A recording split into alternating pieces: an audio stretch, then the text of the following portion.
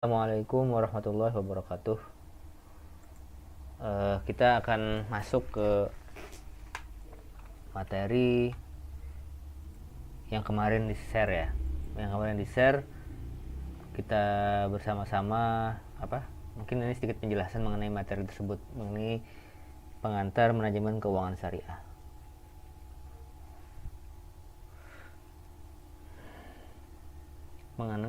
Pengantar manajemen investasi keuangan syariah.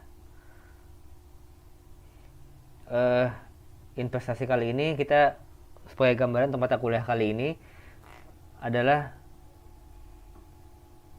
belajar bagaimana investasi di bidang keuangan atau produk-produk keuangan, yang mana dana yang kita miliki akan bagaimana cara menginvestasikan dan apa saja instrumen-instrumen yang akan bisa dipakai agar dana yang kita miliki bisa memberikan return atau pengembalian. Return atau keuntungan ya, dalam bahasa ekonominya adalah peningkatan nilai dibanding keadaan sebelumnya. Itu kalau dalam agama Islam, return ditentukan oleh Allah Subhanahu wa taala, namun manusia berikhtiar dengan berbagai macam perhitungan, kalkulasi dan juga prediksi dari investasi yang dia lakukan. Dalam return ada dua jenis. Yang pertama yield, return diperoleh dari dividen atau hasil usaha atau margin dari pokok suatu jual beli atau sewa. Sedangkan capital gain adalah atau capital loss, bagaimana harga dari sebuah investasi itu apabila dilepas ke orang lain mengalami peningkatan atau tidak. Kalau yield, kalau dalam istilah perdagangan saham, yield itu return yang diperoleh ketika kita menyimpan saham sampai 1 tahun berikutnya saat pembagian hasil usaha. Sedangkan capital gain adalah penjualan jangka pendek ya, saat kita beli saham, ternyata usaha ini dianggap baik, perusahaan ini dianggap berpotensi baik, maka harganya naik, kita lepas agar orang lain bisa membeli. Nah, itu diberi nama capital gain kalau dia untung. Kalau dia rugi disebut dengan capital loss. Sebagaimana yang dipelajari di pelajaran sebelumnya, bahwasanya untuk instrumen keuangan yang tidak sesuai syariah maka dipurifikasi atau dikurangi apa yang tidak sesuai dengan syariah, komponen bunga lah dan sebagainya. Kalau dalam mata kuliah pasar modal, nanti akan dipelajari bagaimana apa saja syarat-syarat sebuah saham dari perusahaan penerbit saham atau emiten dianggap sesuai syariah. Nanti ada list dari Bursa Efek bagaimana perusahaan tersebut bisa dianggap saham yang diperjualbelikan itu sesuai syariah atau bukan, dengan dibedakan beberapa faktornya seperti bidang usahanya apakah sesuai syariah atau tidak, apakah kewajiban atau hutang yang dimiliki oleh perusahaan itu sekian persennya bersumber dari bunga bank atau bukan. Nah, itu nanti akan dibahas di pertemuan berikutnya. Oke, nanti silakan dibaca mengenai purifikasi return. Return atau nilai balik, peningkatan nilai terhadap aset yang kita miliki itu juga erat dengan risiko. Jadi ketika kita berinvestasi maka otomatis akan ada risiko atau ketidakpastian atas sesuatu yang kita investasikan. Jadi kalau seandainya ada istilah yang mungkin terkenal di antara para investor, big risk, big return. Makin besar risikonya maka makin besar keuntungannya. Jadi makin besar peluang rugi, makin besar pula peluang untuk untung. Oke.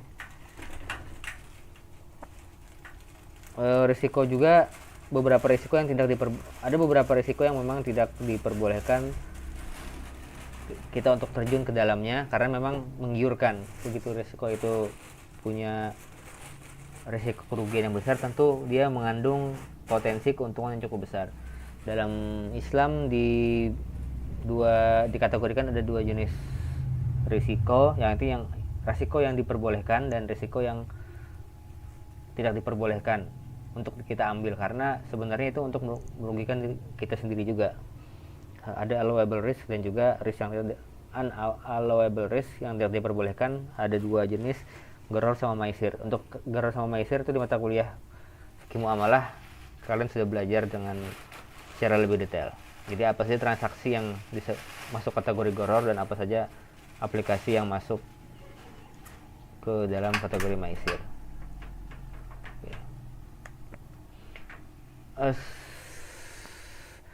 Untuk mata kuliah ini nanti kita mempelajari investasi seperti yang dibagikan di silabus. Ada beberapa jenis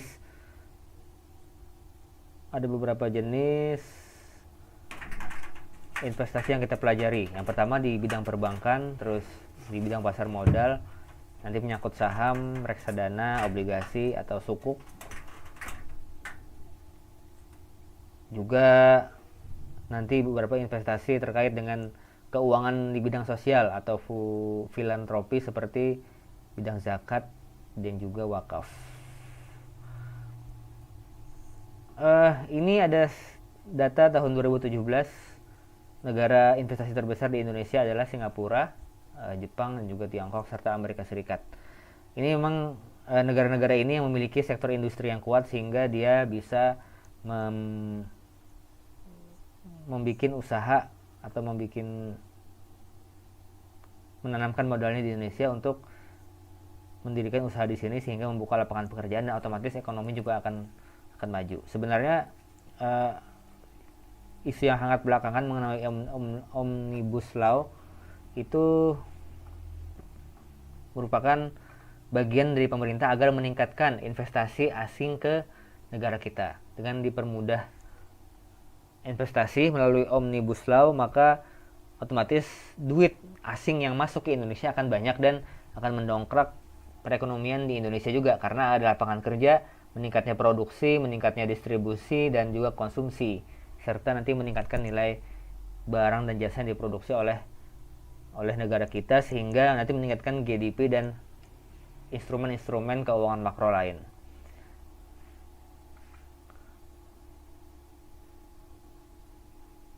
Oke, ya itu sedikit mengenai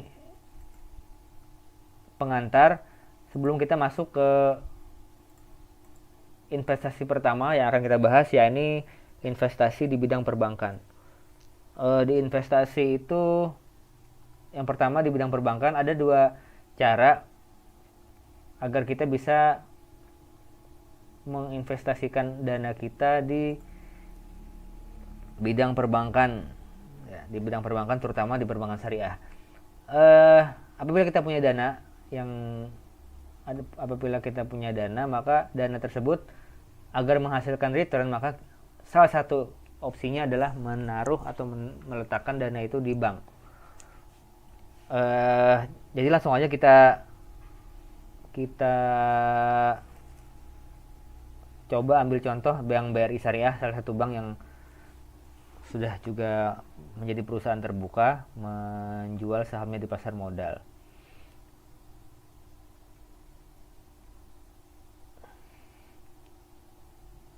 Ada dua cara yang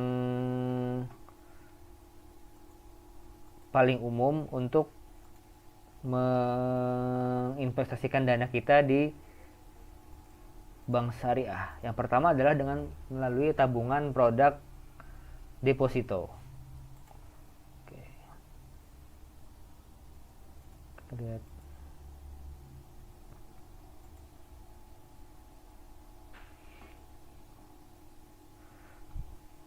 Oke, dana kalau dalam perbankan namanya funding, atau bagaimana bank mengumpulkan dana dari masyarakat agar orang-orang bisa menyimpan dana di sana. Apa tujuan dari ini? Tujuannya adalah agar bank bisa mengambil dana masyarakat dan dana itu disalurkan kembali menjadi produk financing atau kredit kepada masyarakat. Untuk menaruh minat masyarakat ke bank, maka salah satu produk yang paling menarik adalah deposito. Deposito adalah sebuah tabungan yang memberikan tawaran kita